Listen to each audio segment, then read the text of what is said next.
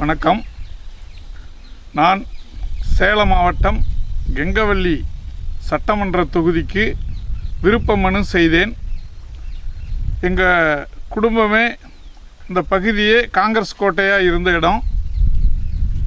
என்னுடைய பெயர் மு. அன்பழகன், அரசு கல்லூரி ஓய்வு பேராசிரியர். தற்பொழுது கெங்கவல்லியை காங்கிரஸுக்கு மீண்டும் வழங்குமாறு ஒரு வேண்டுகோள் விடுக்கிறேன்.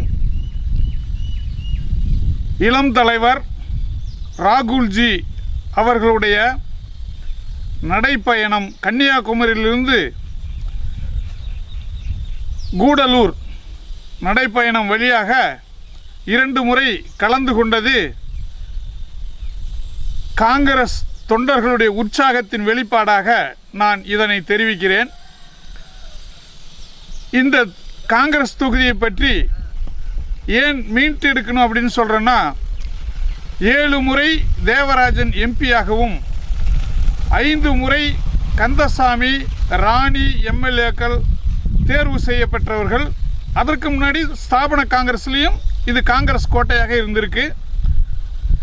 ராகுல்ஜியினுடைய நடைப்பயணத்தால் பல்லாயிரக்கணக்கான இளைஞர்கள் காங்கிரசினுடைய உத்வேகத்தினால் இன்று பல பகுதியை மீட்டெடுத்துள்ளனர்.